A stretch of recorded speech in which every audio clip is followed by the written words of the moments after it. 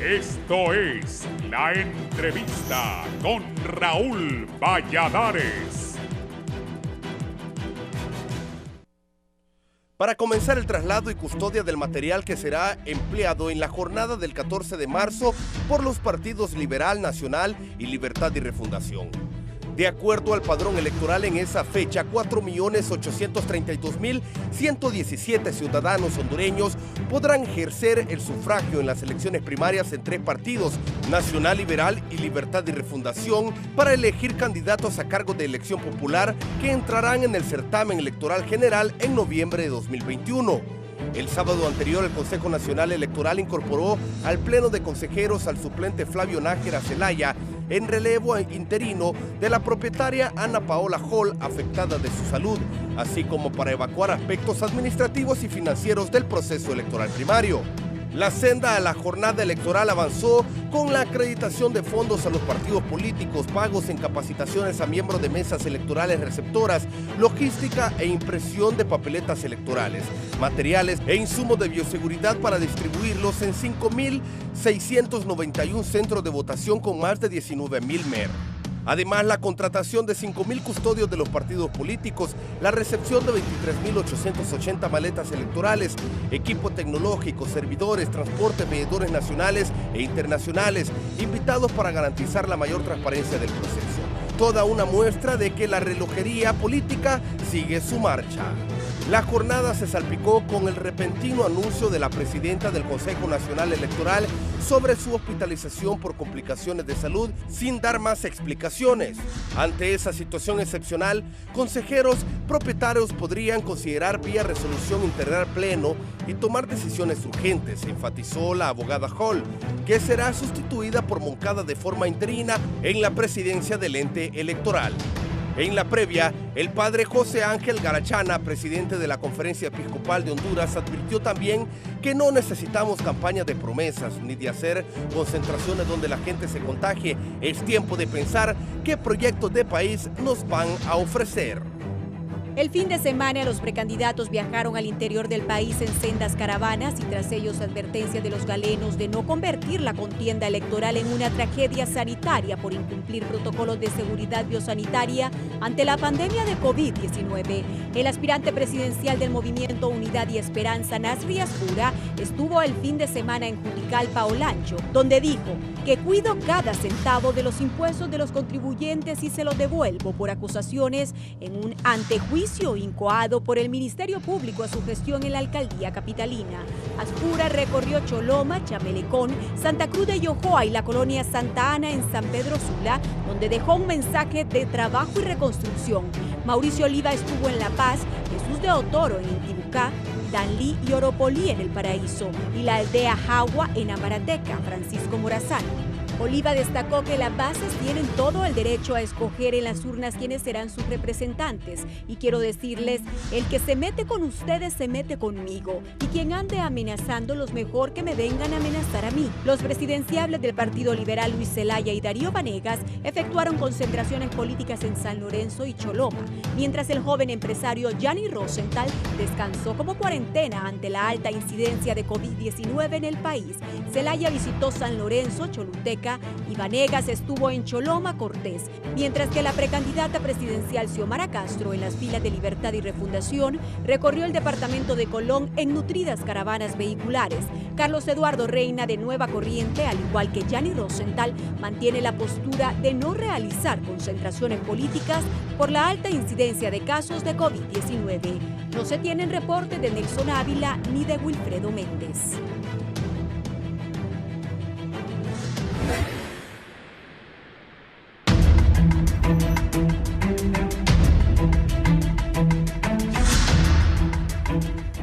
Buenos días, gracias por estar en la entrevista.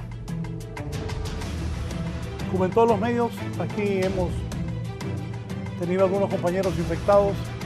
Esperamos que pronto se recuperen. La pandemia continúa. Tendremos un reporte. Los muertos en Brasil, impresionante. En Estados Unidos. Y en Honduras también. Cuídense del COVID. Porque esta es una pandemia mundial. y aquí todavía no hay vacunas. Hoy voy a hablar de las elecciones primarias. Ahí hablaban de cerca de 4.200.000 votantes. Tengo expertos como don Mario Aguilar González, don Augusto Aguilar, Arístides Mejía, Julio Navarro. Pero antes voy a decir, hay un pleito ahí en el tribunal. Y estas personas que he mencionado conocen bien. Ahora es Consejo Nacional Electoral. Es lo mismo con otro nombre. Estas personas que he mencionado conocen bien. Estamos a pocos días de las elecciones.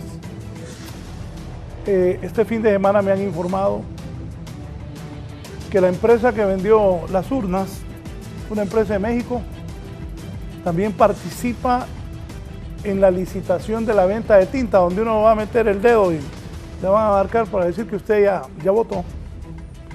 Ojo, el Colegio Químico Farmacéutico de Honduras ha dicho que una de las empresas no califica. Cuidado, no vayan a inscribir en empresas que el Colegio Médico dice que esa tinta no califica, porque no queremos fraudes, no queremos pleitos suficientes con la pandemia. También están enfrentados la representante de Libre con representante del Partido Nacional. Kelvin Aguirre, nacionalista, con Rixi Moncada de Libertad y Refundación. La comisionada presidenta Ana Paola Hall ha pedido un permiso, está en un centro hospitalario. Y Flavio Lagos, entiendo, es el que está ocupando el lugar, pero no se ponen de acuerdo. De esto y más voy a hablar. Saludo al abogado Mario Aguilar González. Abogado, gracias por estar con nosotros. Gracias. Los saludo cordialmente, igual que a mis compañeros de foro. Abogado Arístides Mejía Carranza. Arístides, ¿cómo estás? Muy bien, gracias Raúl, gracias por tu invitación. Aprovecho para saludar a Mario Aguilar y a Augusto Aguilar y decir que sí, que ahí estamos a 26 días de las elecciones. Todavía quedan cosas por establecerse, son, creo yo, elecciones hechas en un contexto muy particular porque se crearon órganos electorales nuevos y sin embargo no se pudo llegar a aprobar las leyes que regían estos órganos. Se está haciendo todo por vía de leyes que son temporales, digamos, o decretos ahí del Congreso. Ha habido que tomar medidas debido al tema de la pandemia y de la nueva identidad. Y sin embargo, yo creo que estos procesos hay que apoyarlos con todo lo que se puede porque es la única salida que tiene el país para restablecerle su estado de derecho pleno y la institucionalidad que ha ido en declive en tantos años. Gracias, Arístides Mejía. Está también el doctor Augusto Aguilar. Doctor Aguilar, bienvenido. Sí, muy buenos días. Un placer. Y muchas gracias por invitarnos nuevamente a este programa. Estamos dispuestos a expresar nuestra opinión sobre lo que está sucediendo en este proceso electoral. Voy a empezar con usted. Doctor, hay un enfrentamiento entre la comisionada Rixi Moncada y el comisionado Kelvin Aguirre del Partido Libre y del Partido Nacional.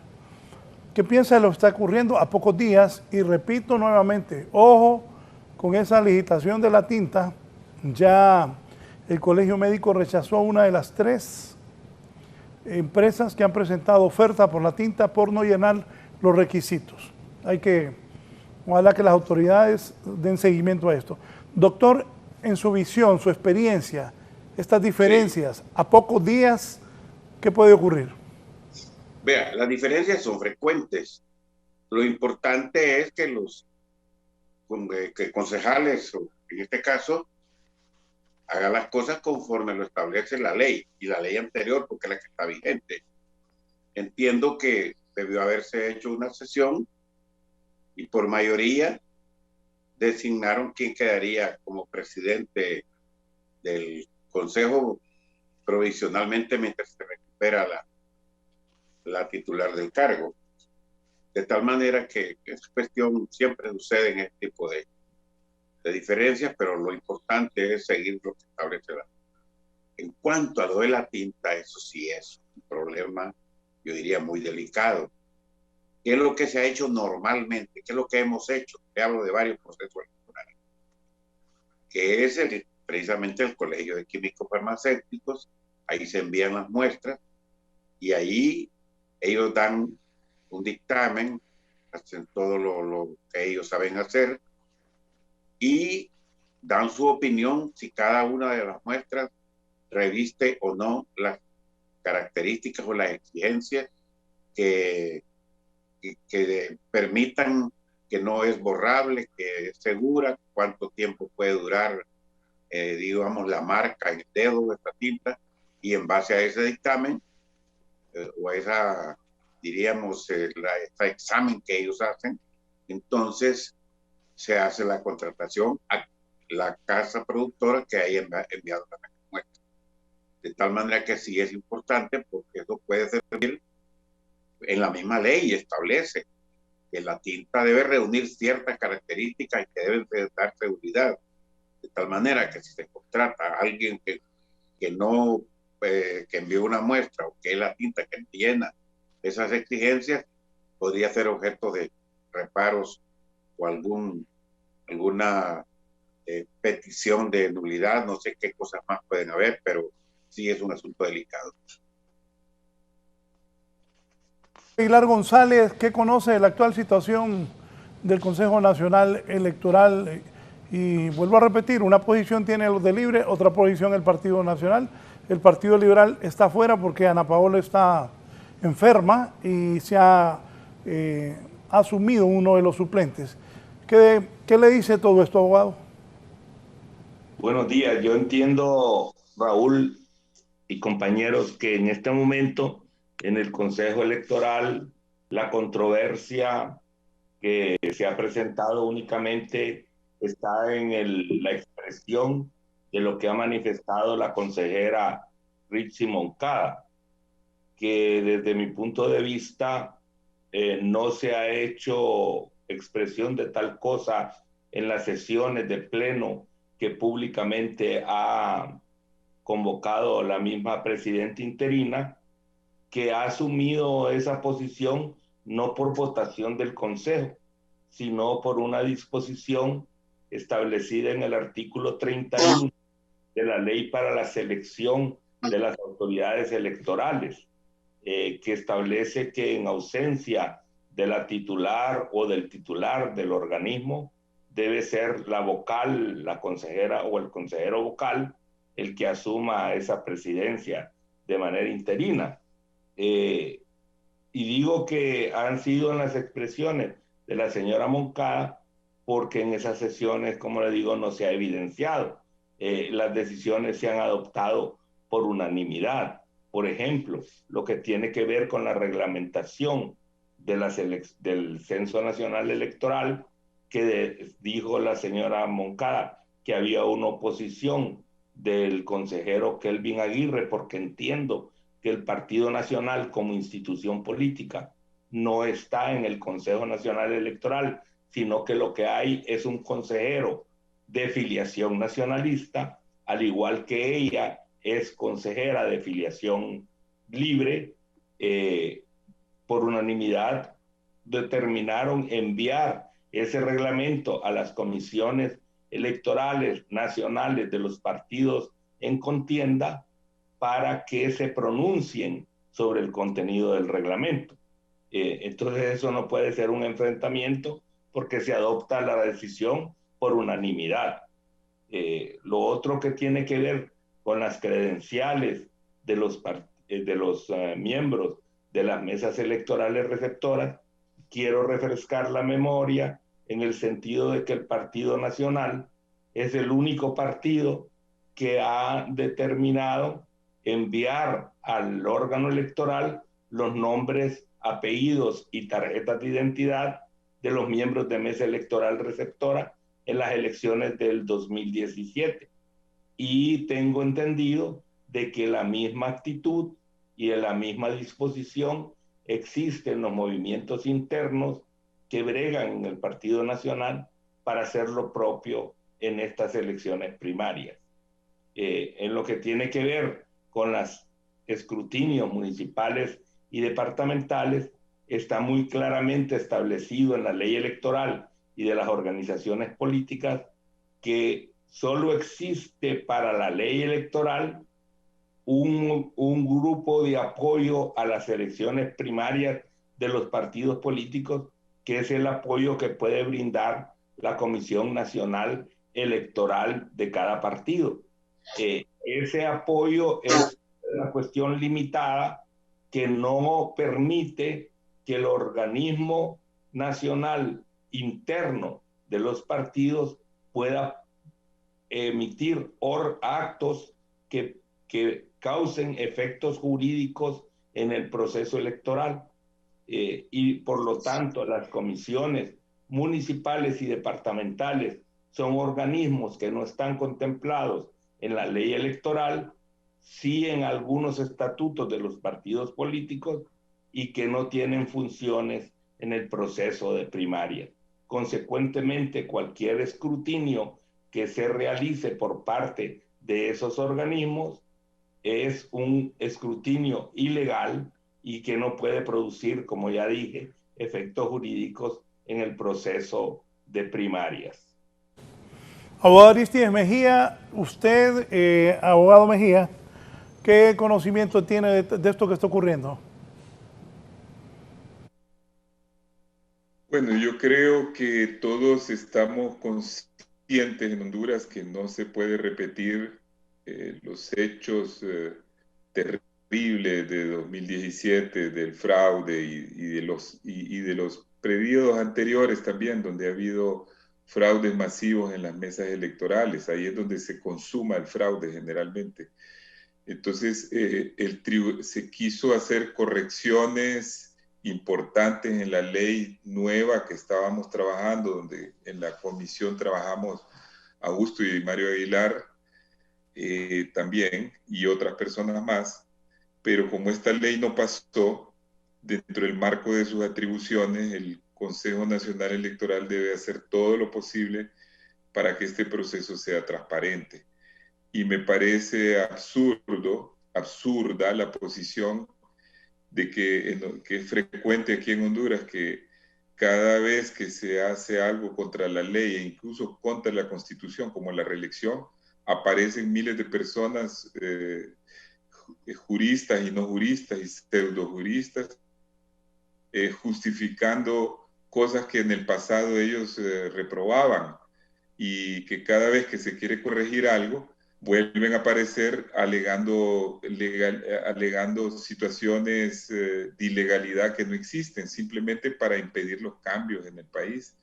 Entonces yo pienso que el Consejo Nacional Electoral tiene sus atribuciones para desarrollar el proceso, son los que tienen la potestad de organizar, controlar, financiar y dar resultados en el proceso y corregir cualquier problema que se dé. Toda administración pública tiene un derecho de interpretación de la ley. Hay varias interpretaciones. Está la interpretación administrativa. Cada vez que un funcionario aplica la ley, está haciendo una especie de interpretación de la ley. Está claro la interpretación legislativa y la interpretación judicial. Son diferentes niveles de la interpretación de la ley. Pero las facultades que tienen ellos de organizar vía reglamento las elecciones, siempre que ese reglamento no vaya en contra de una norma claramente establecida o del espíritu de lo que debe ser una debida organización de un proceso electoral, debe de hacerse. Así que las medidas propuestas por Rixi Moncada y respaldadas en su momento, y que fueron propuestas más bien inicialmente por la presidenta Ana Paola Hall y respaldadas por Rixi, ahora al revés, vueltas a ser propuestas por Rixi y que fueron iniciadas por Ana Paola Hall, por lo tanto, como liberales las respaldamos, me parecen medidas importantes para que haya transparencia. Número uno, poner los nombres por una vez por primera vez en las credenciales, va a limitar la venta de las credenciales. Ahí se acabó la venta de las credenciales porque una credencial que ya trae nombre no se puede vender, porque no está el espacio libre en blanco para ponerle el nombre de la persona que va a ir a trabajar a favor de un interés X. Segundo, se puede buscar mayor responsabilidad, de la persona que ha tenido que hacer el trabajo. Si acaso hay un fraude, ya se sabe precisamente quién era el responsable de esta mesa, y se debería de proceder también por primera vez, porque nunca ha habido nadie que se le haya llevado un juicio hasta el final por fraude y que se le haya metido a la prisión. Y sin embargo todos vemos las consecuencias para un país de una elección fraudulenta. Y las otras medidas también, creo yo que para evitar la manipulación del conteo central, que siempre existe y debe existir, y es el conteo definitivo, ayudaría a que participen los órganos descentralizados. En las elecciones generales existen tribunales electorales departamentales y municipales que no hacen prácticamente nada. ¿Por qué no darles atribuciones para que rápidamente ellos ayuden a los datos que se están contando en cada una de las mesas, en cada uno de los municipios y cada uno de los departamentos, y así por el estilo con las demás medidas? Doctor Aguilar, ¿qué piensa de esto que está planteando Arístides Mejía? Sí, es que hay un problema que lo estamos viviendo, y es el hecho de que hay una ley que está en proceso de aprobación y otra que está en proceso de desaparición, pero que está vigente para las elecciones primarias. De tal manera que ahí hay una confusión. Por ejemplo, con eso de los nombres de los miembros de las mesas, ¿qué dice la ley vigente, o sea, la aprobada en 2004? Que los miembros de las mesas son propuestos por los partidos políticos. En este caso de las primarias serían los movimientos internos, y que los nombra el Tribunal Supremo Electoral, ahora Consejo Nacional Electoral. Entonces, me parece que están en el marco de la ley, porque los movimientos y los partidos proponen, pero quien nombra es el Consejo o Tribunal. En la ley que está por aprobarse, ahí sí se establece más claramente, en donde se desaparecen las credenciales y ni siquiera van a haber credenciales, de acuerdo a lo que hemos propuesto en la nueva ley.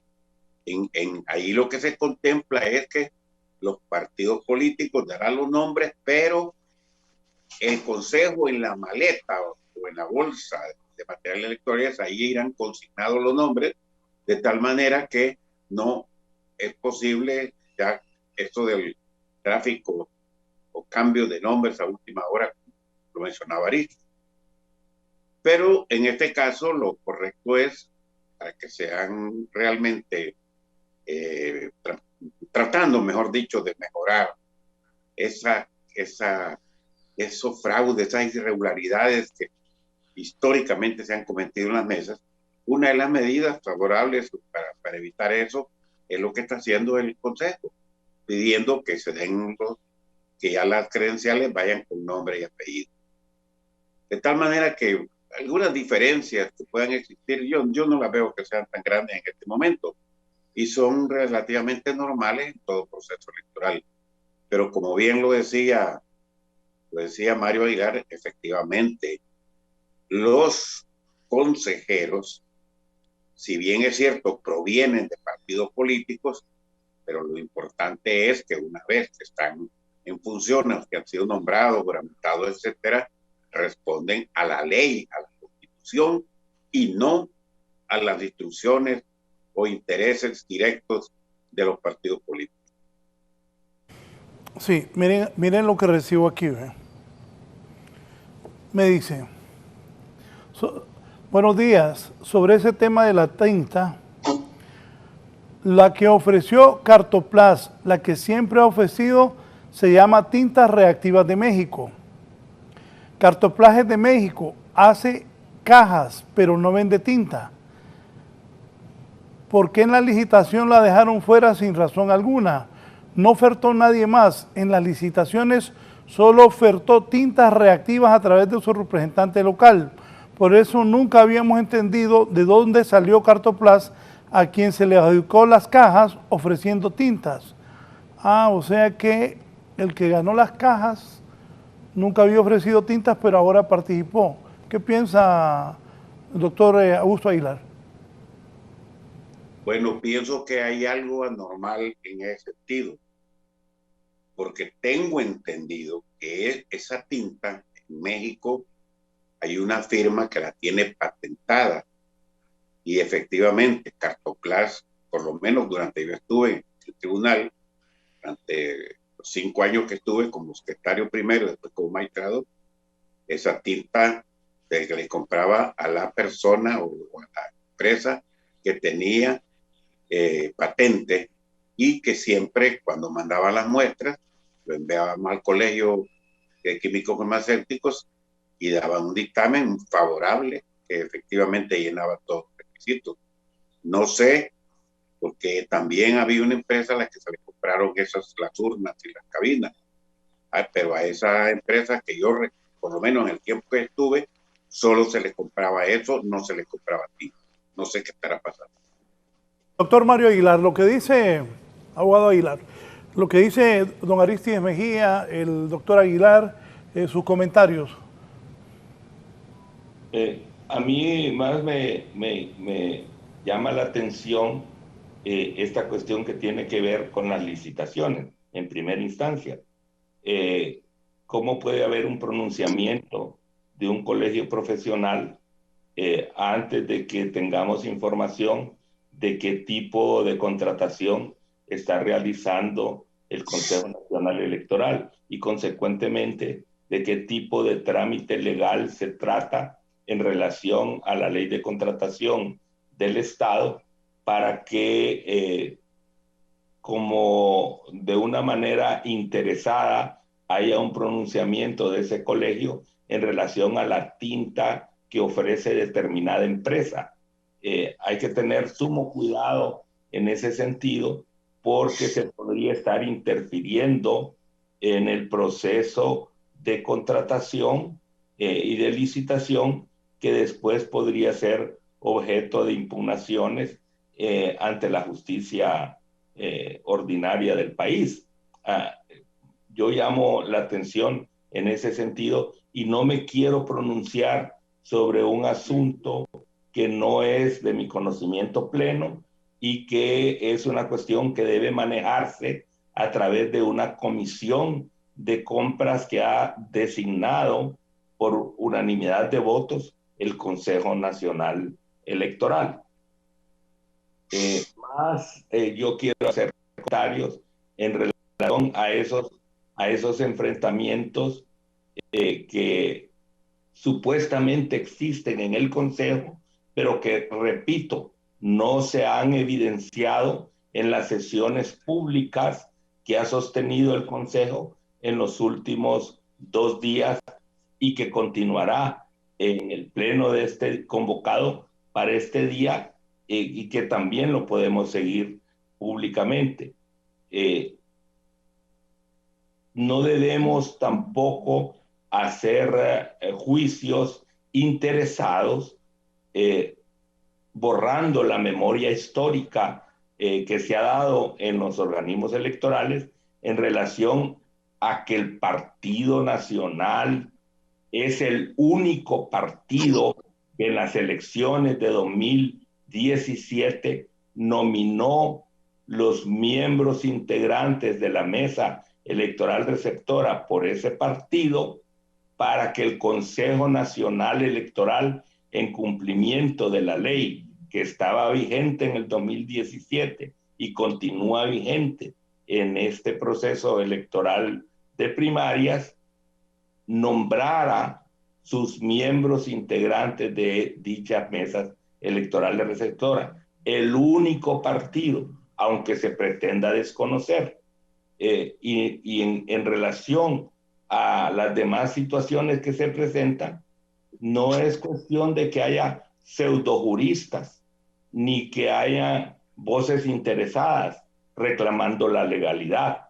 Es que cuando estamos en un proceso de elecciones, estamos frente a la aplicación de una ley de orden público que no puede modificarse en virtud de decisiones que adopten particulares o autoridades, sino que tiene que cumplirse de manera literal lo que esa ley de orden público ordena, porque si no se cumple de manera literal, estamos introduciendo en los procesos elementos de nulidad del proceso que pueden posteriormente ser reclamadas y dar al traste con algo que ha costado tanto, no solo a las costillas económicas del pueblo hondureño, sino también a un proceso que es desgastante como es la lucha por llegar al ejercicio del poder.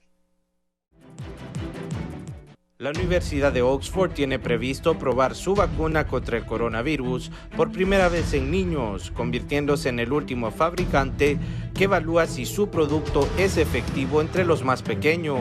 El ensayo anunciado este fin de semana busca reclutar a 300 voluntarios entre 6 y 17 años, de los cuales hasta 240 recibirían la vacuna para el COVID-19 y los demás una de control contra la meningitis.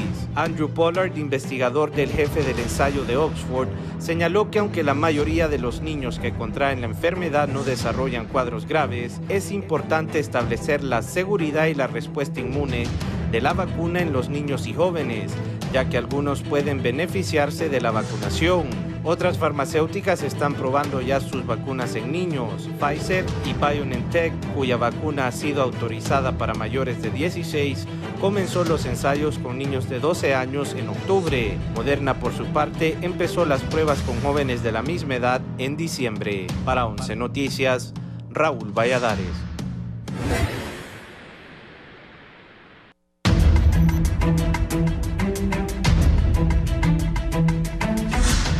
Vamos ahora al desarrollo de las campañas de los tres. Van tres partidos internas: Libertad y Refundación, Partido Liberal y Partido Nacional. También esta nueva modalidad de que las credenciales se van a dar con nombres, bueno, hay unos que no quieren, otros sí aceptaron. ¿Cómo va, abogado Aristides Mejía? ¿Cómo evalúa usted el desarrollo de las campañas? También hay ataques de uno y otro lado en los partidos. ¿Qué dice la ley de esto? Aristides.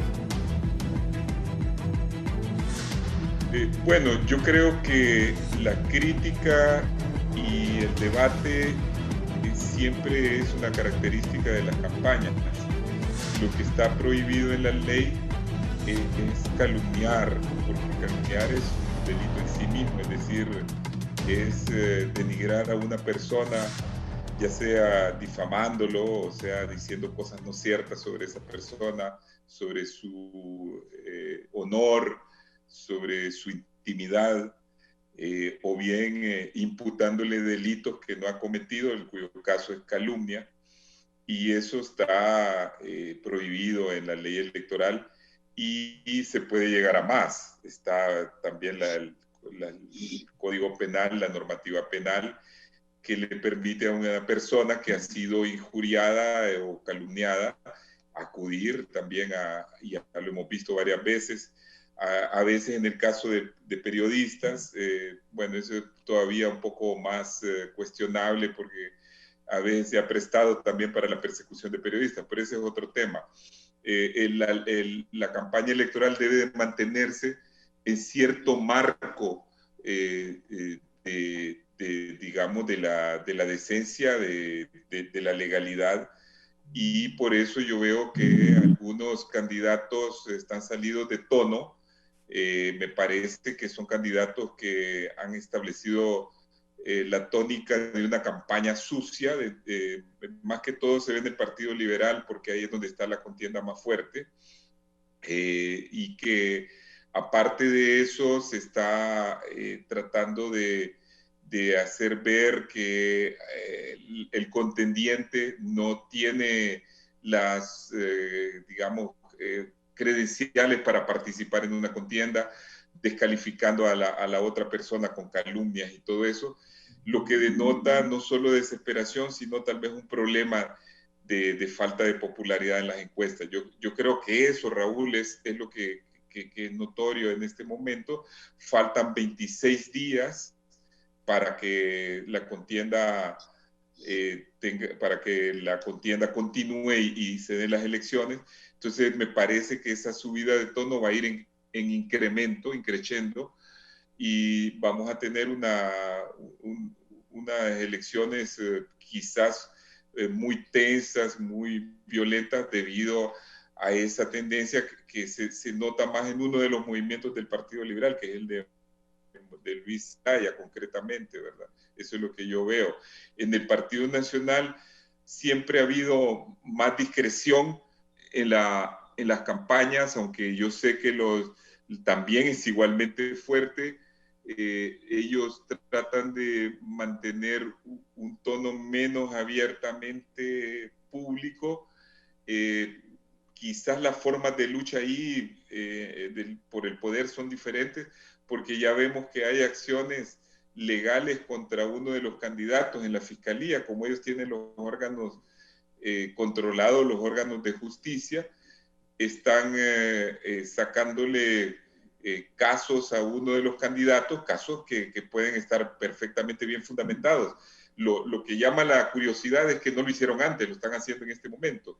Y en el Partido Libre, pues la situación es menos tensa porque hay una corriente que tiene mucho más fuerza que las otras, y entonces pareciera que de antemano ya la elección está bastante decidida, y lo que se quiere ver es qué tanto la oposición al oficialismo va a crecer, porque sí creo que va a haber un crecimiento. Así lo veo en términos generales.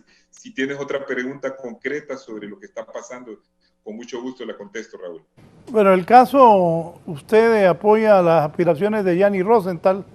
¿Puede acusar de delitos a un candidato y pedir que no participe? ¿Cómo está eso?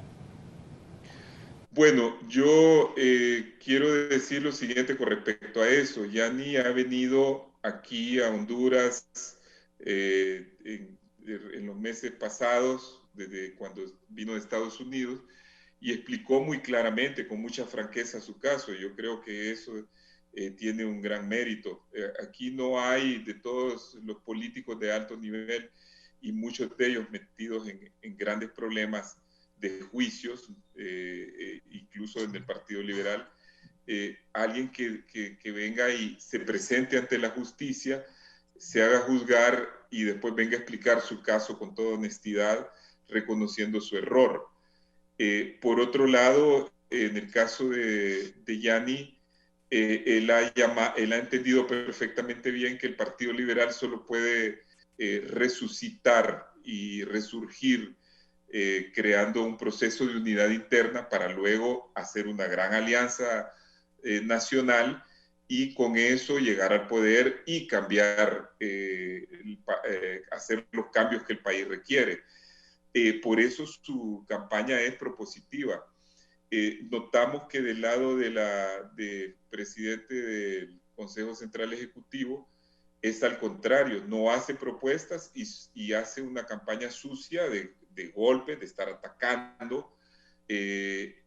Eso lo ha llevado a él a ir disminuyendo más bien su caudal político.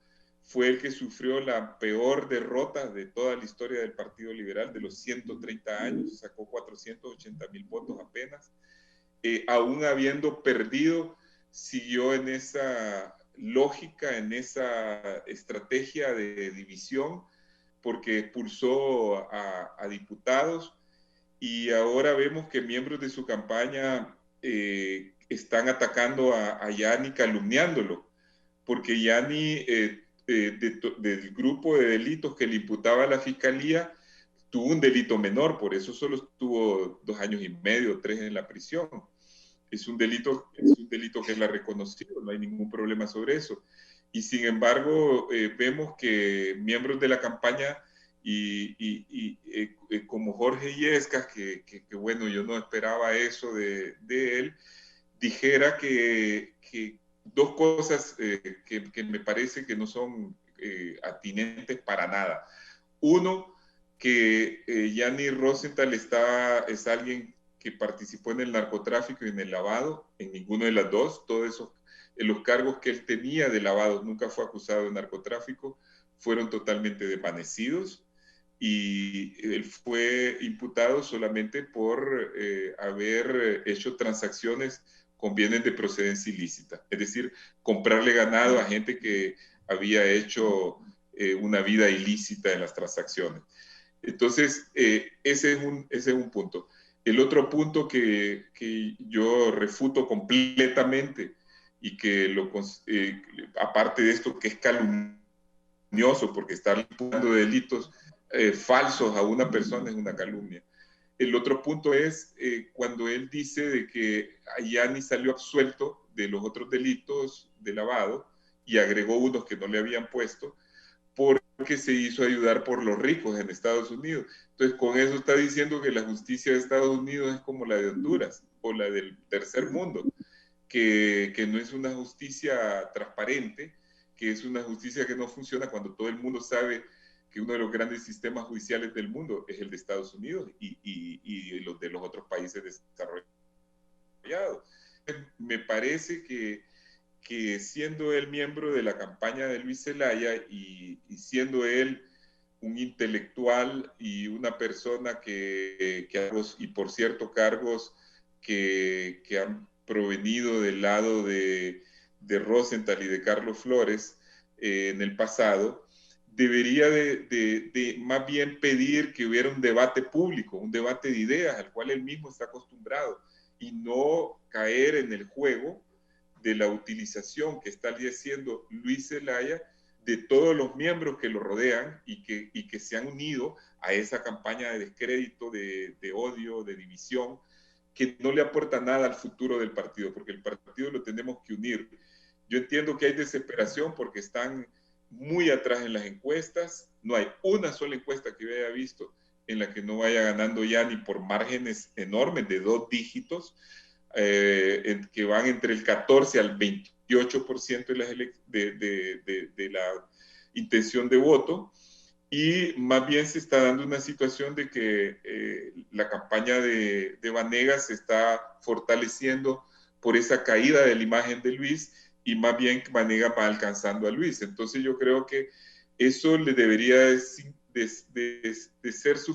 ser un argumento suficiente como para que ellos reflexionen si su estrategia es correcta. Y me parece que están en la mala vía y en la mala vía para el país, favoreciendo al final al Partido Nacional, que reina en minoría porque toda la oposición permanece dividida.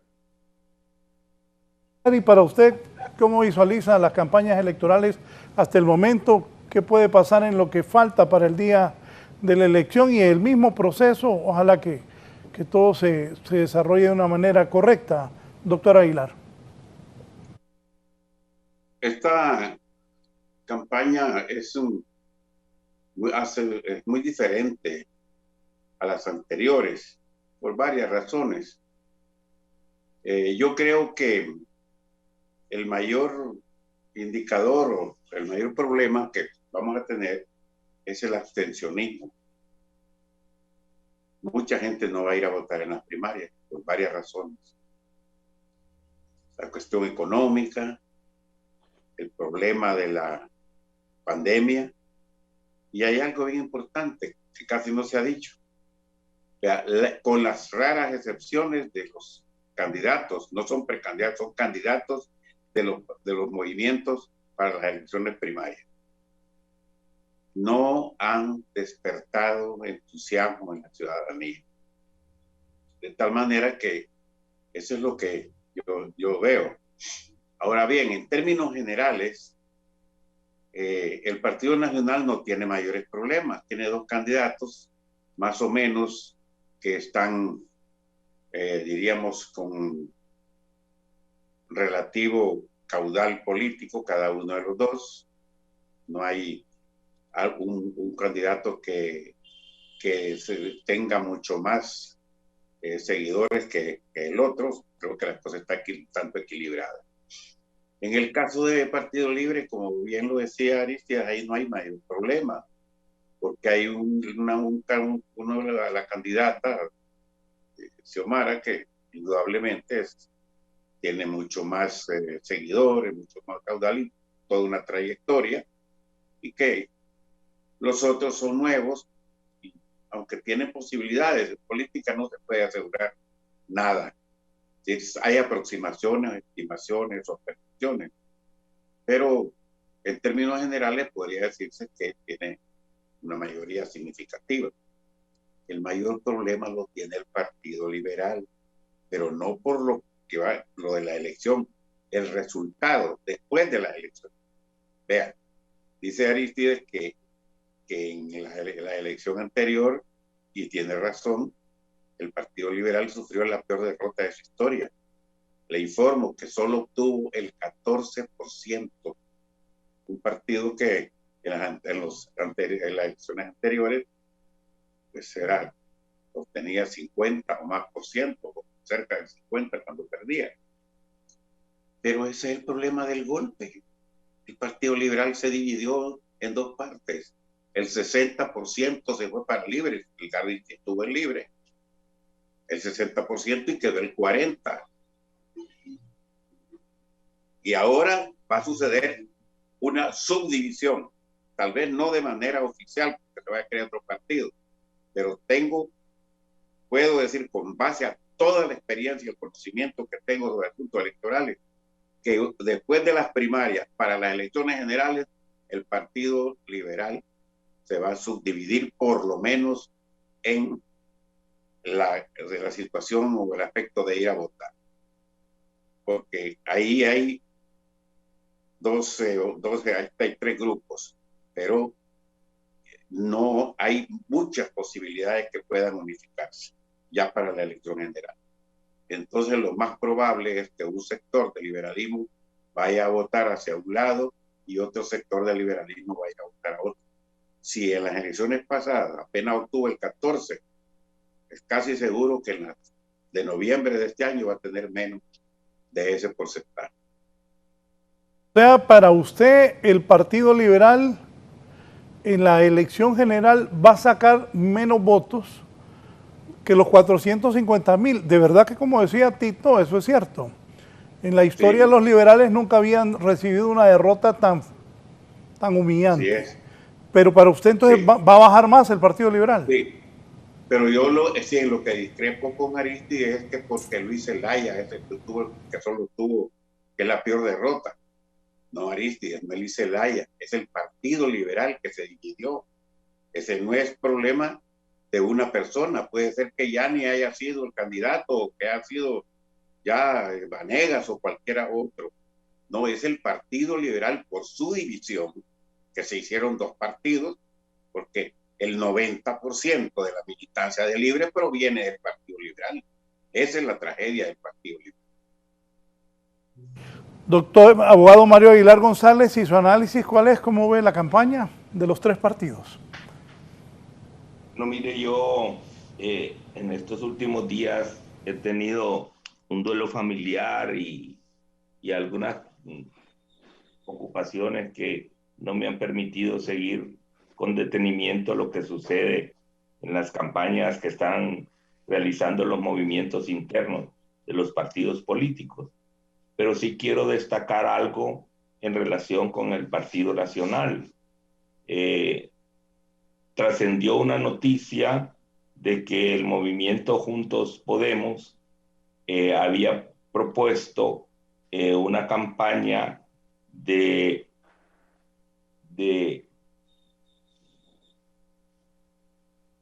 explayar ante el electorado nacionalista una serie de propuestas más que de ataques. Y para eso constituyó una comisión reguladora de su campaña política en torno a que esté atenta a que ese movimiento realmente realice una campaña propositiva y no de ataques. y la integró con los ciudadanos el abogado Mario Boquín y la ciudadana doctora Roxana Araujo. Eso es algo que es inédito en el partido y en todos los partidos políticos, y me parece que es algo de encomio, que no se destaca, pero que hace la diferencia en relación al desarrollo de la propaganda política electoral y de la campaña de manera general. Ojalá que el cometido de esa comisión tenga éxito y que logre canalizar una campaña, al menos de un movimiento político, de manera propositiva y no de un ataque y de el desarrollo de calumnias y de insultos en relación a los contendores, porque es precisamente lo que la ley electoral vigente está proponiendo para el desarrollo de las campañas políticas. No quiero opinar en relación a los otros partidos, porque podría verse como algo interesado de mi parte, y yo me he propuesto mi comparecencia en estos foros de una manera más técnico-política, jurídica, que de tipo político sectario proselitista, porque creo que es lo propio de quienes hemos integrado los organismos electorales en su momento. Así que no tengo mayores comentarios, porque yo veo el desarrollo de la campaña muy similar, al menos en los otros partidos políticos, a lo que ha sucedido en el pasado en el país, que ya lo han externado Arístides y Augusto, y que no abundaría yo en más criterios u opiniones. Y le quiero preguntar esto que el precandidato Yanni Rosenthal ha dicho hace unos momentos en Radio Cadena Voces. Si lo pones en pantalla, por favor. Muchos quieren ver algo nuevo en el Consejo Nacional Electoral, ha dicho Yanni hace unos minutos, pero sin hacer los cambios necesarios. Además, vemos con mucha preocupación que el gobierno no brinda los recursos necesarios. Está hablando que no hay dinero en el Consejo Nacional Electoral. Y también hoy temprano leía un editorial del ingeniero Carlos Flores titulado Oye Bartola, donde dice también que no han dado los recursos al Consejo Nacional Electoral para enfrentar el tema de las elecciones primarias. ¿Y qué piensa de eso, abogado Aguilar González?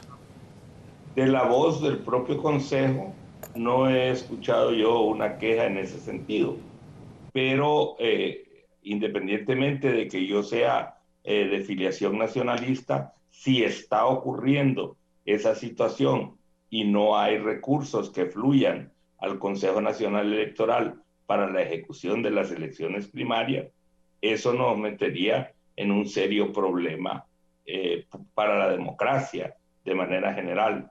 De tal manera que si, como digo, eso está ocurriendo, yo insto a la autoridad, porque lo mismo hubiese hecho si fuera integrante del Consejo, a que esos recursos económicos que ya están aprobados por el Congreso de la República fluyan de manera expedita al Consejo para que las elecciones se verifiquen y no poner en peligro la democracia del país.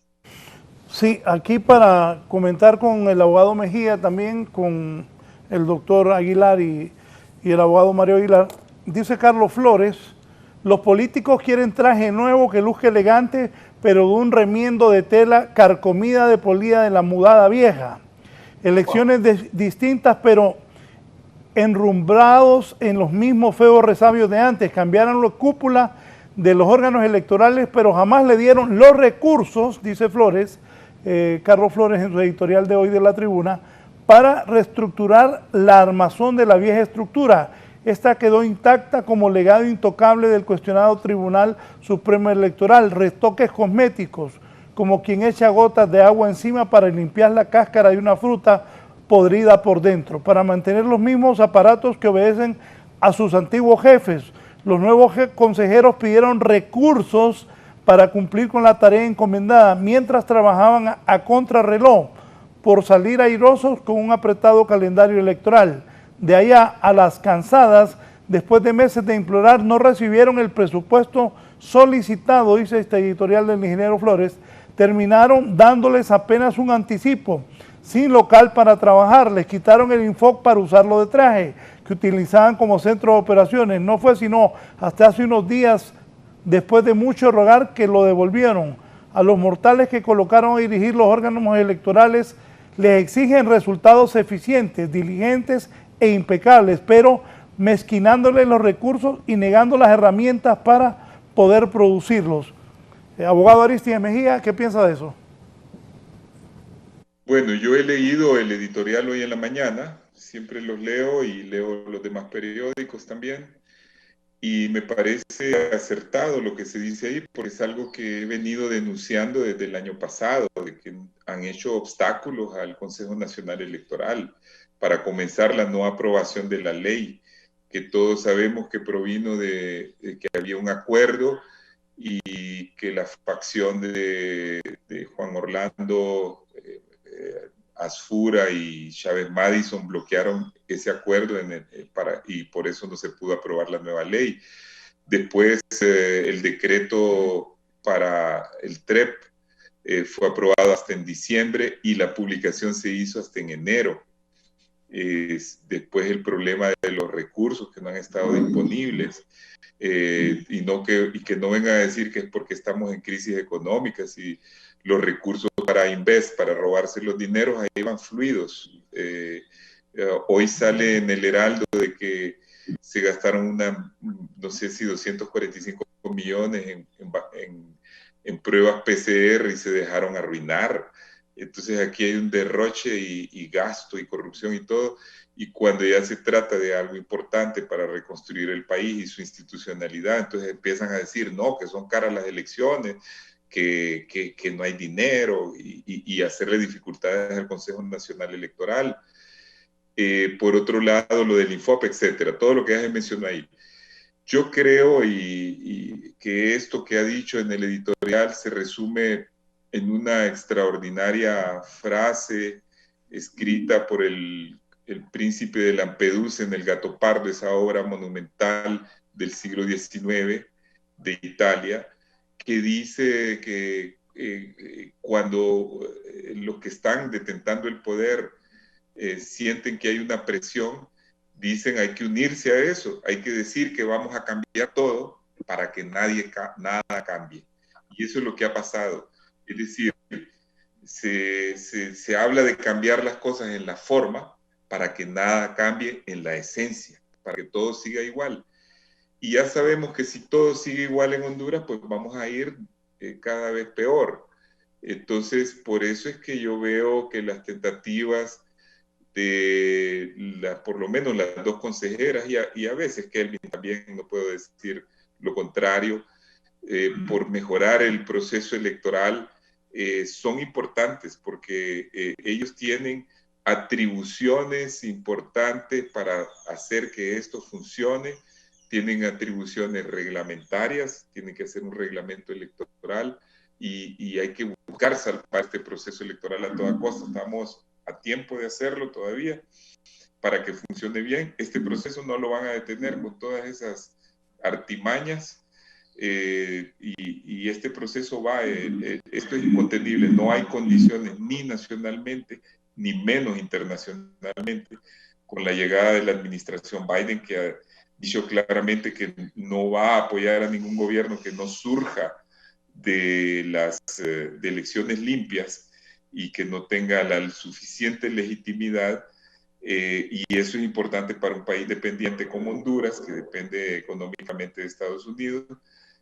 No hay condiciones para seguir en este juego. Hay que, por una vez en los últimos años, yo quisiera que todo el mundo pensara primero en el país y que salvemos la institucionalidad. Eso de por única vez lo vengo escuchando. Por una vez. Lo vengo escuchando ya días. Por única vez o por una vez. Me dice Rafael. Por una vez en los últimos años. Sí. Me dice Rafael, el abogado Rafael Canales, Raúl, no es correcto el análisis del doctor Aguilar del 40% del Partido Liberal, porque en primer lugar, a nivel de alcaldías, el Partido Liberal está bien estructurado, sacó el doble de votantes que el candidato presidencial del Partido Liberal en ese momento. Según el Partido Liberal, hoy sí hay liderazgo y no se va. El Partido Liberal hoy sí hay liderazgo y no se va a ir solo, va a haber alianza, sin duda alguna, y no participar solo. En los fondos, abogado Mario Aguilar González, las necesidades que puede tener en este momento el Consejo Nacional Electoral, ¿de quién debe recibir más apoyo la institución para que sean unas buenas elecciones internas para los tres partidos? No hay duda que el flujo económico que el Estado proporciona al Consejo Nacional Electoral es determinante.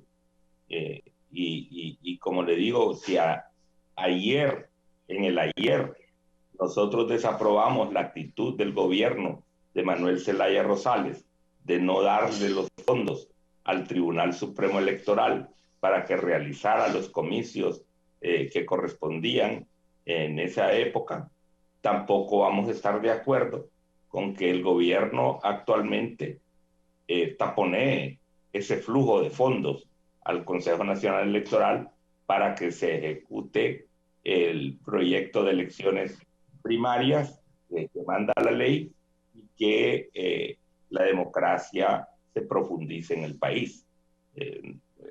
Estaría en total desacuerdo y estoy en total desacuerdo de que se haga de esa manera. Y también reitero, hago un llamado a los responsables del manejo de esas situaciones para que eso se haga efectivo.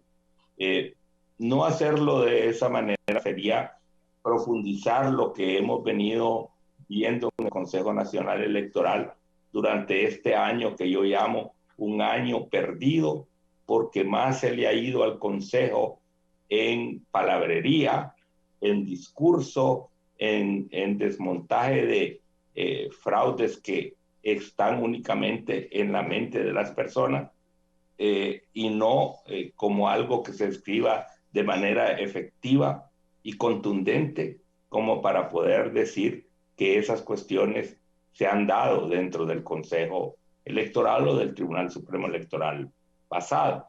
De ahí que reitero mi posición en ese sentido, de que el gobierno debe ser ágil, eficiente en hacer llegar al Consejo Electoral los fondos necesarios para que se ejecuten las elecciones. Esa posición mía es contundente y es diáfana en cuanto a ese aspecto. Experiencia, ¿qué dificultades puede encontrarse? ¿Cómo debe manejarse esto? Lo de la tinta, ojalá le pongan mucha atención. Y esto también, la nueva modalidad de poner nombre a las credenciales, ¿usted cree que es lo correcto, que se hizo bien? Pues yo soy conteste con la posición que adoptó el Partido Nacional desde el 2017 en lo que tiene que ver con los nombres de los integrantes de las mesas electorales receptoras. Y hasta donde tengo entendido, es una posición y una actitud que van a asumir o que ya han asumido los movimientos internos, tanto Juntos Podemos como el movimiento Unidad y Esperanza del Partido Nacional. En lo que respecta a la tinta, ya en el país se dio una experiencia un poco dolorosa, en el sentido de que en unas elecciones primarias y muy concretamente en el Partido Liberal, por la calidad de la tinta que se utilizó, se decía que, y se llegó a denominar, que hubo un fraude electoral que se denominó magia blanca, que la calidad de la tinta era muy mala y que decían que salía muy fácilmente del dedo del elector aplicándose magia blanca. Yo creo que nosotros lo recordamos. Eso no debe de producirse en estas elecciones primarias.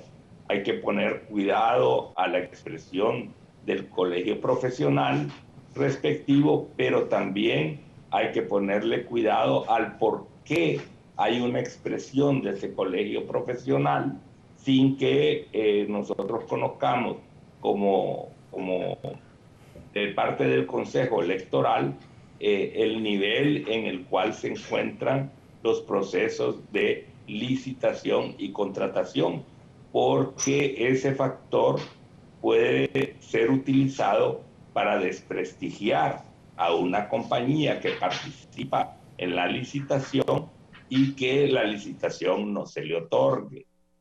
Solo, como le digo, esta es una opinión que no tiene una base sólida, puesto que de primera mano he recogido las impresiones que usted mismo ha vertido en este programa, y no porque tenga conocimiento de que algo está pasando en el Consejo Nacional Electoral. Quiero ser honesto en ese sentido y no expresarme de manera no fundamentada. Sí, porque, bueno, el informe que yo tengo es que eso está pasando. También lo puso ahí Carlos Flores, el expresidente, en su editorial. Y Arístides Mejía dijo que el Partido Nacional dijo que sí, que iba a estar de acuerdo, pero que al final no se ha hecho nada. ¿O cómo fue lo que dijo? Rápidamente, porque quiero volver con el abogado González. Arístides, ¿qué dijiste sobre ese tema?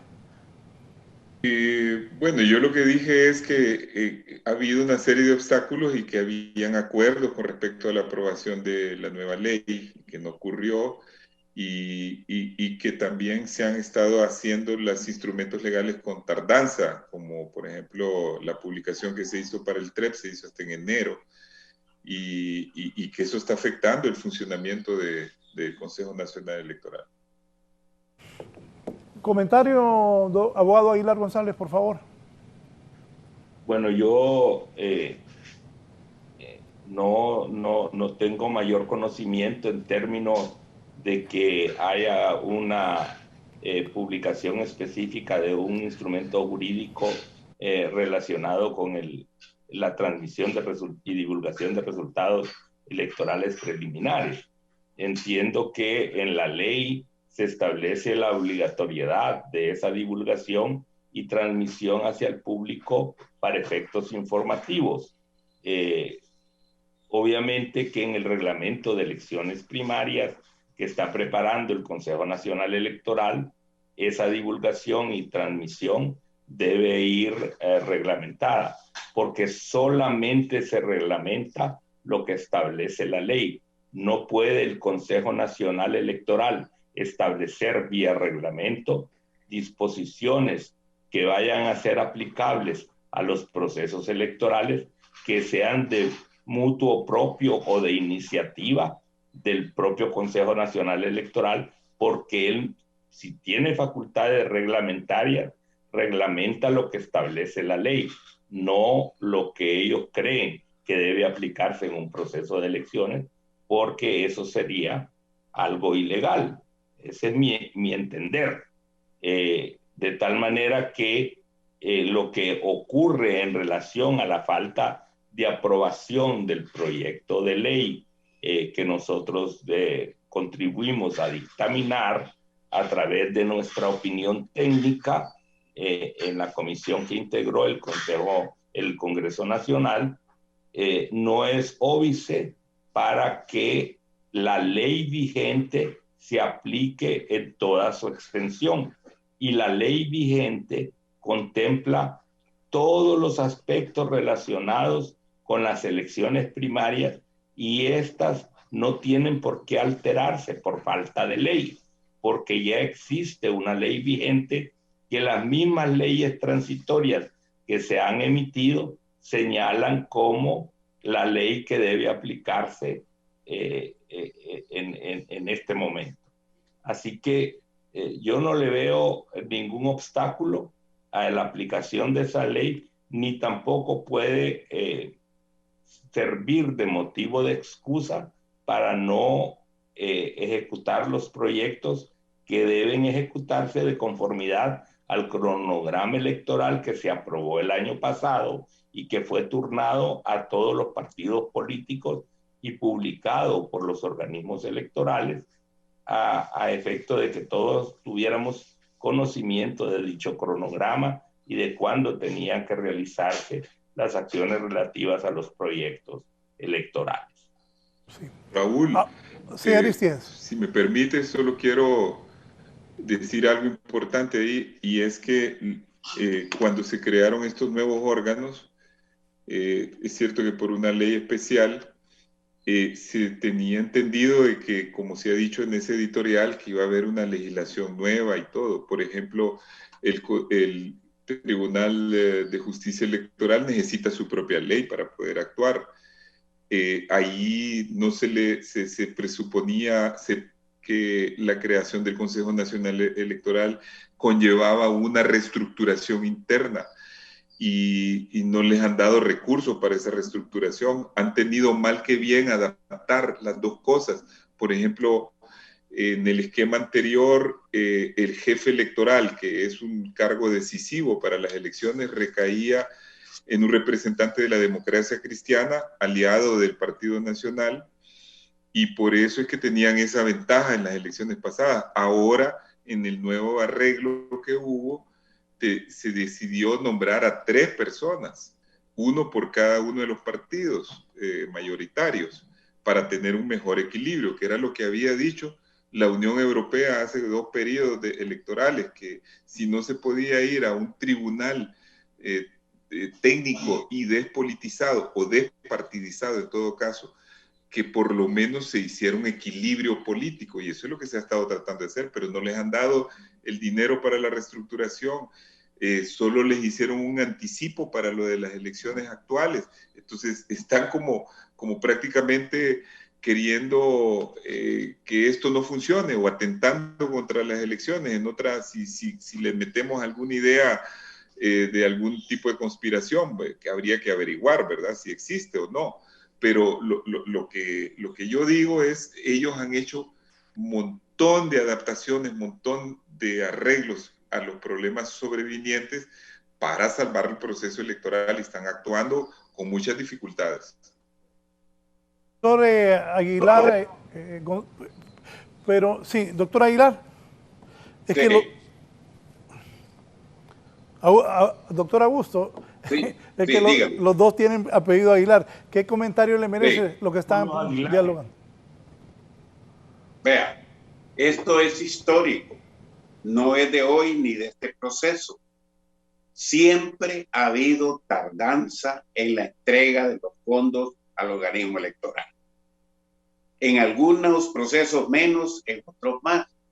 Es muy raro el proceso electoral en que el tribunal no quede con deudas después de las elecciones. El ejemplo más clásico o más sobresaliente, esa deuda política a los partidos políticos en las generales se tarda una cantidad de meses en que se hagan efectivos. Eso ha sido casi toda una, digamos, una especie como de falta de interés o de preocupación porque el organismo electoral disponga de los fondos en el momento oportuno y cuando lo necesita. De tal manera que esto es de carácter repetitivo y hay una situación ahí muy, muy preocupante porque los plazos en materia electoral son fatales. Tal día van a ser las elecciones, tal día se entregan las credenciales, tal día se transporta el material, etcétera. Los plazos para dar los resultados, 30 días tiene el organismo electoral para dar los resultados como máximo de cada elección. Entonces, en base a eso, los fondos deberían de estar siendo proporcionados oportunamente. Estoy totalmente de acuerdo con el editorial del ingeniero Carlos Flores, que siempre también los leo. Otra cosa que quisiera yo aportar o decir, con eso de la tinta, yo estoy bien informado y ustedes saben por qué. Fíjense que la tinta, Raúl, Mario y Aristides, en América Latina ya casi no usan la tinta. Solo Honduras y unos dos o tres países en América Latina han quedado utilizándola.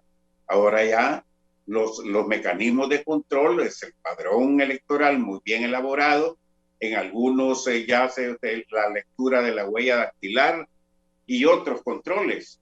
Y por supuesto la decencia, la honradez, el apego a la ley con que actúan los funcionarios electorales, incluyendo los miembros de las mesas.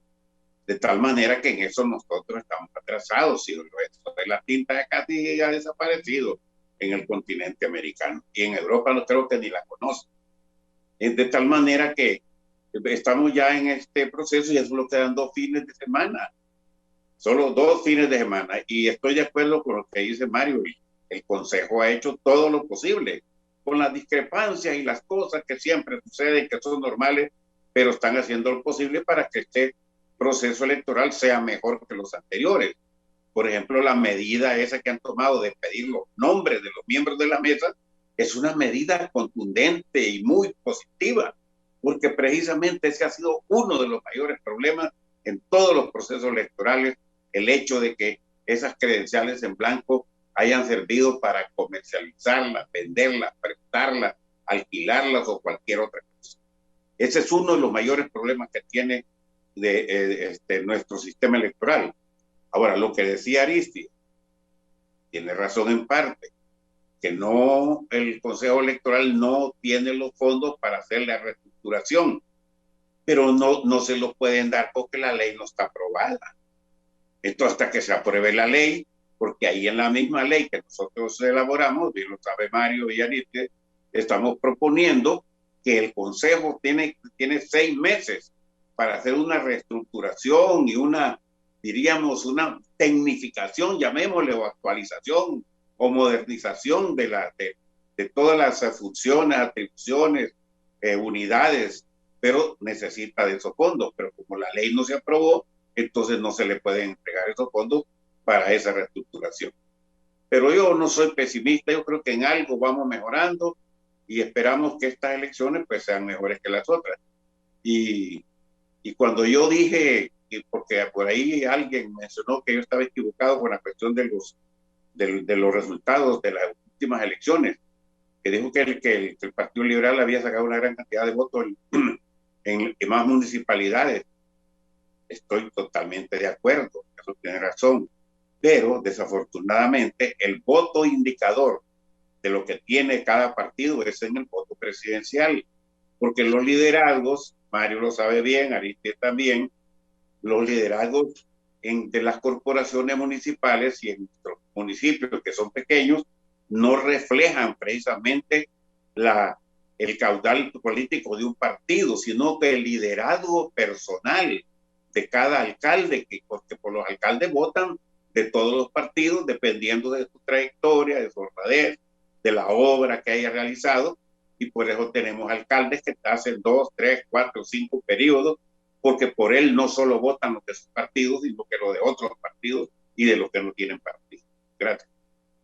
Cierre, pero antes una fuente que tengo en el Consejo Nacional Electoral me dice, pero ahora tarde, después de rifar tanto, apenas nos dieron un anticipo y nunca nos dieron un 5 para reestructurar el organismo. Entonces, ¿cómo pueden esperar que hagan algo confiable si siguen enraizadas las mismas estructuras viejas de antes? Pero en la ley dice que en las elecciones primarias vale todo lo que se aplica a las generales. Sí, pero antes se operaba en la normalidad y aguantaban retraso, presupuesto, pero el día, ahora con la pandemia, que todo se desploma, hasta hace poco les dieron un anticipo, nunca nos dieron fondos para la reestructuración. Bueno, ¿cómo esperan que opere algo mejor con la mudanza, estructura vieja, con las mismas mañas y qué responder a sus antiguos jefes? Gracias al al abogado Mario Aguilar González. Conclusiones, abogado Mario Aguilar. Le agradezco su gentileza de haber estado con nosotros en la entrevista de Canal 11 y Radio Visión Honduras. Bueno, en primera instancia, desear que el proceso electoral primario de los partidos políticos sea un proceso en paz, armonía y sea además un proceso confiable y transparente. que gane la voluntad del electorado de cada partido político en la expresión mayoritaria. En segundo lugar, hacer un llamado a la autoridad correspondiente para que fluyan los fondos al Consejo Nacional Electoral a fin de que éste pueda garantizar ese tipo de proceso al que aspiramos y así escuchar con atención y para que se realice el consejo de los antiguos jefes, porque ahí hay antiguos jefes que reconocen esa jefatura expresamente en ese editorial.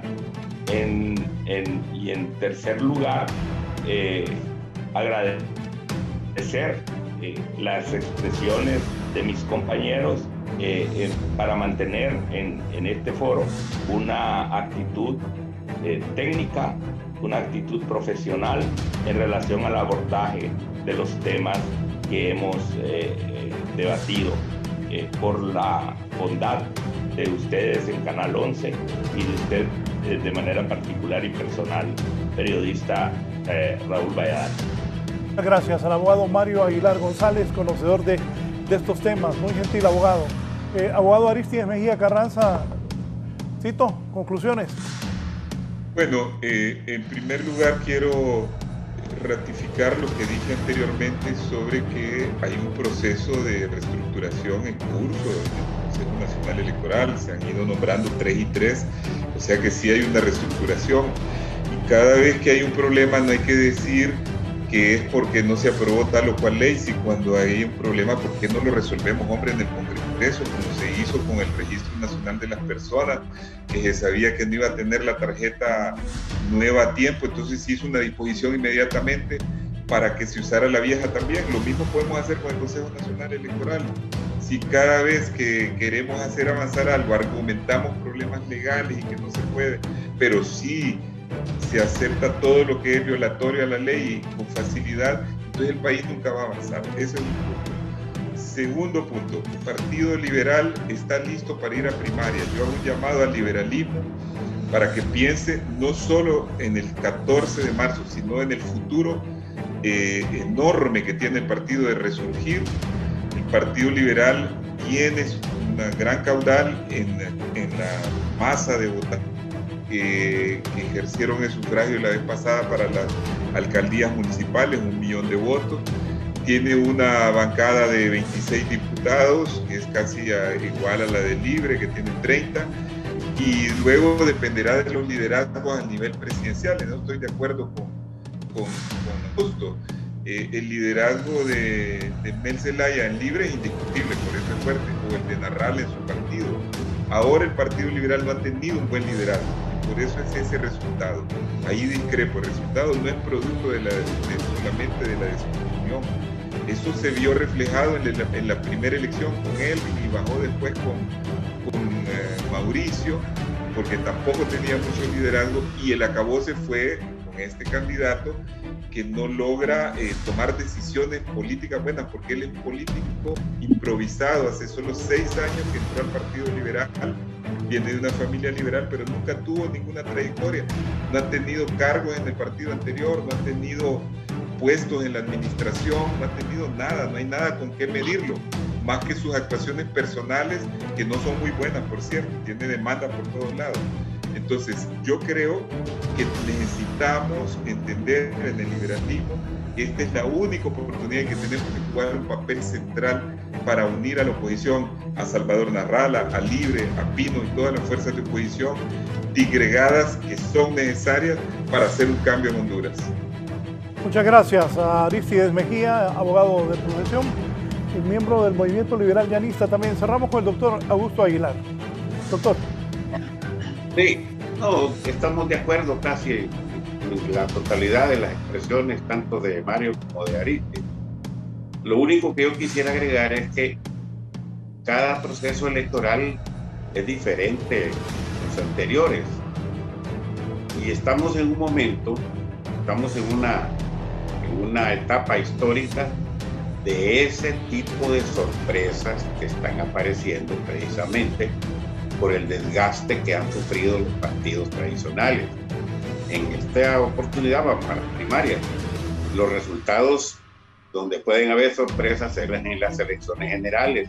Hay 3 ejemplos recientes de ayer: el de México con López Obrador, el de El Salvador, Bukele, y el de República Dominicana. Prácticamente con partidos nuevos, pequeños, recientes, obtuvieron más de los votos que sumados lograron obtener los otros partidos. De tal manera que en las elecciones generales pueden haber sorpresas. Yo, cuando dije que el Partido Liberal sacó el 14% en la última elección, no estoy diciendo, no quiero decir que también va a sacar menos o que puede sacar más, porque son las sorpresas. Muchas veces en política no es la historia o la estructura de un partido, no, son las coyunturas, las circunstancias, y en eso influye también, como bien lo dice Aristi, estoy de acuerdo, la calidad de un candidato con que participe un partido político. De tal manera que somos optimistas, van a haber irregularidades. No me queda ninguna duda en estas elecciones primarias, ya no hay tiempo para poder corregir algunas anomalías. Esperamos que por lo menos los resultados sean aceptados. Y existe la ventaja que estamos en elecciones primarias en que la lucha es entre los líderes aspirantes en cada partido político y no entre partidos. Esperamos, yo estoy optimista y ojalá que la nueva ley se apruebe para que se pueda realizar. Hay alrededor de 28 puntos nuevos que hemos propuesto en esa nueva ley. Ojalá que se apruebe para que el organismo electoral, en base a esa ley, con recursos adecuados, pueda hacer las reestructuraciones que nos conducen a tener un sistema electoral mejor que el anterior. Raúl. Muchas gracias. ¿Sí? Raúl. Sí, abogado.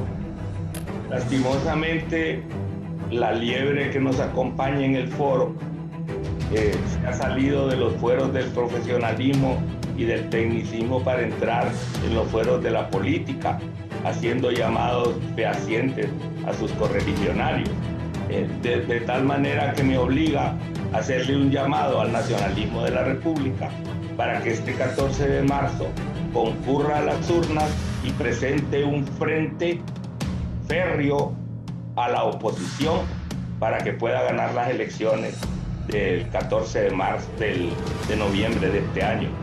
¿Y con quién vas, Mario? ¿Quién crees que va a ganar en el Partido Nacional? Pero anunciate, yo sé que Yanni es el unificador del Partido Liberal y probablemente de la oposición, pero dime tú, ¿quién es el hombre providencial para ustedes? Que las urnas sean las que hablen. Ahí está, sos un quitado. Está calculando, Mario. Quitado. Yo creo que llegamos a la edad de más de los 60.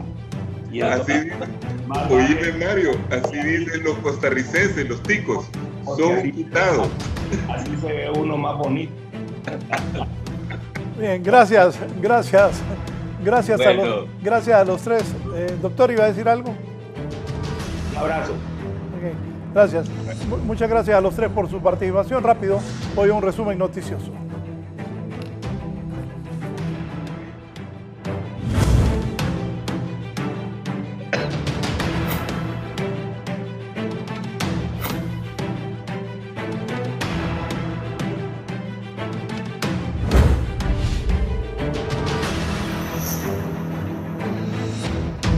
Lamentablemente siguen matando operadores del transporte. Voy a San Pedro Sula, Gerlin Díaz.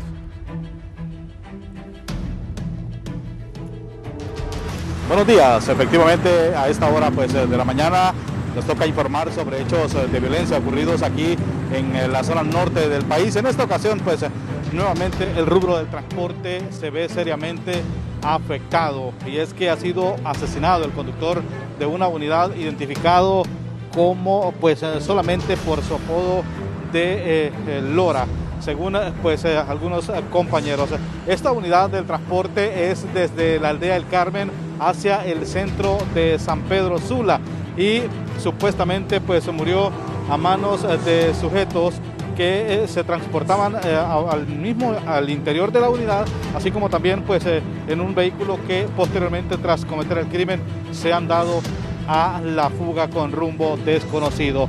No hay mayores elementos por parte de las autoridades policiales, ya que solamente han llegado aquí al lugar para proceder a acordonar la escena y así pues iniciar con el peritaje correspondiente y deducir responsabilidades si dan con el paradero de los asesinos. Lamentablemente, un conductor de bus de la aldea El Carmen hacia el centro de San Pedro Sula ha sido asesinado aquí en la zona norte del país. Por supuesto, estaremos ampliando en las próximas emisiones de 11 Noticias sobre este hecho lamentable que le arrebata la vida nuevamente a un trabajador del transporte público. Con estas imágenes y con este contacto, lamentando por supuesto estos hechos de violencia aquí en la zona norte del país, vuelvo con usted. Buenos días. Bueno, lamentable. Otro transportista, un conductor de bus muerto en San Pedro Sula. Aquí han decomisado marihuana. Gisela Calix, ¿de cuánto es decomiso de marihuana?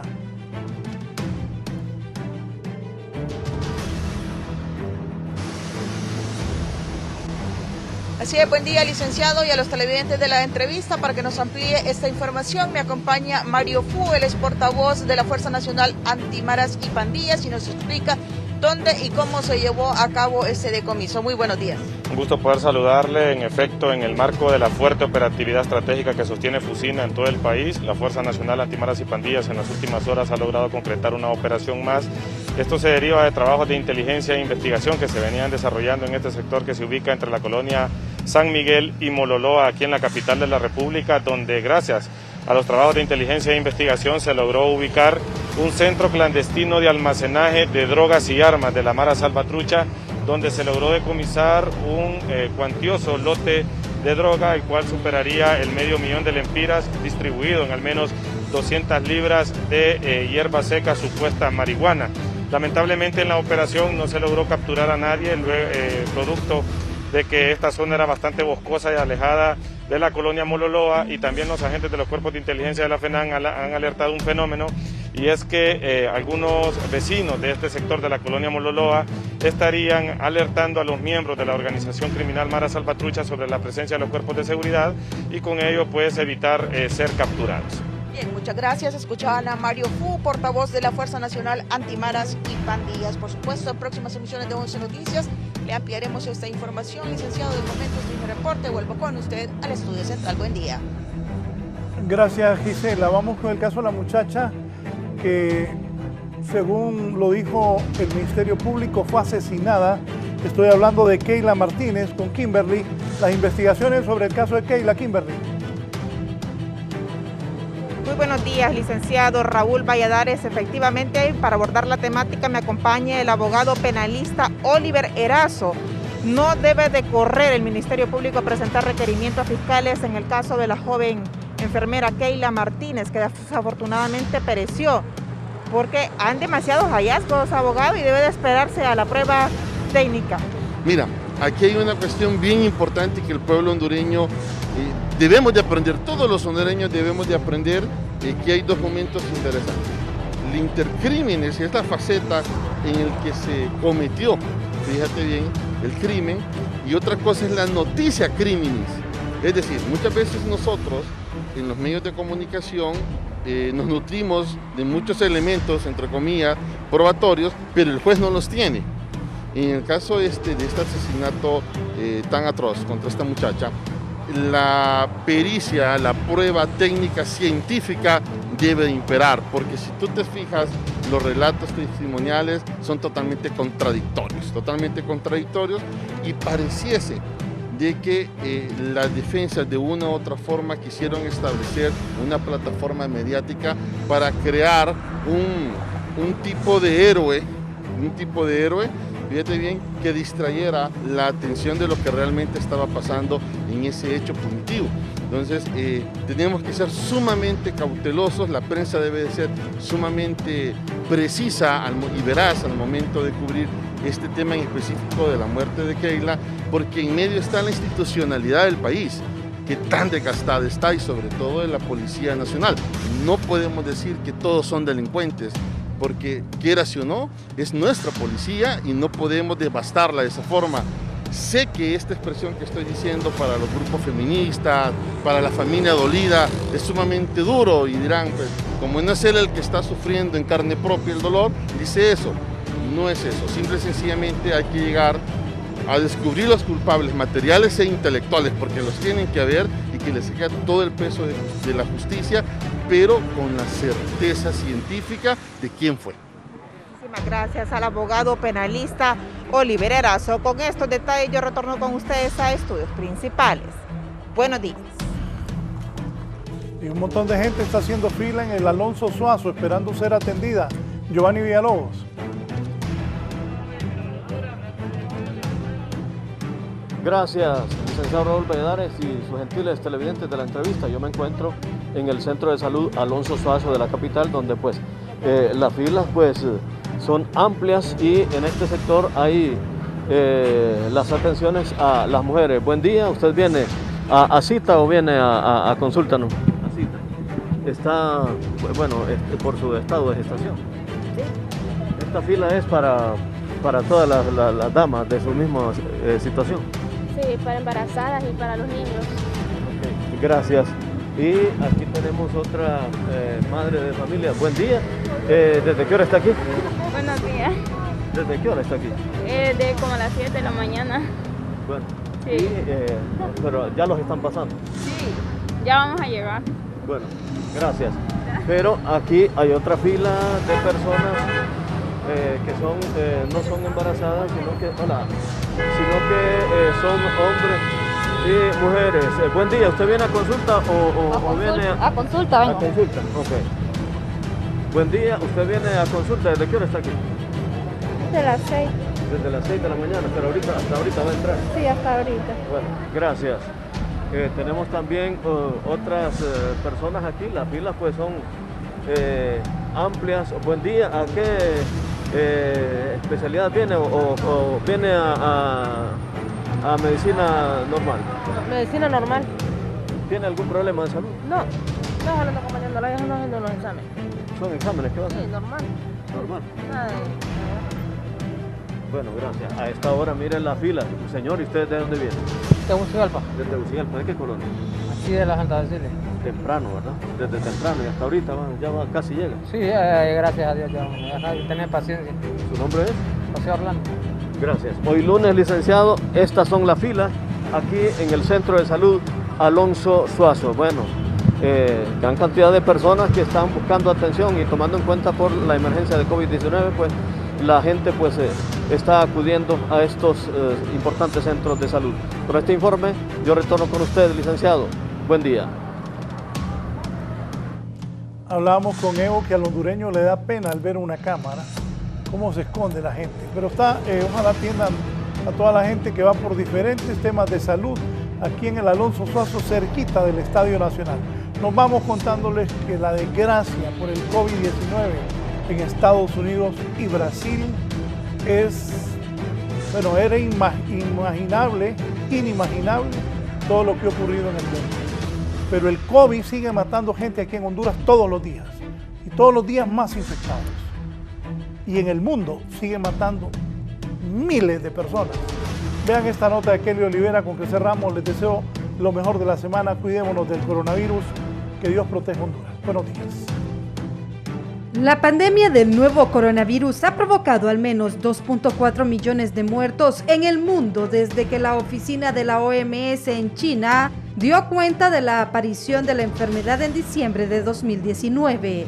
Desde el comienzo de la pandemia, más de 109 millones de personas contrajeron la enfermedad. De ellas, al menos 61.1 millones se recuperaron, según las autoridades. Las cifras se basan en los reportes comunicados diariamente por las autoridades sanitarias de cada país y excluyen las correcciones realizadas a posteriori por los diferentes organismos como en Rusia, España o Reino Unido. La cantidad de muertos en Estados Unidos asciende a 485,000 personas con 27.7 millones de contagios. Después de Estados Unidos, los países con más víctimas mortales son Brasil, con 239.000 muertos y 9.083.000 casos, México con 174.000 muertos y 1.9 millones de casos, India con 156.000 muertos y 10.9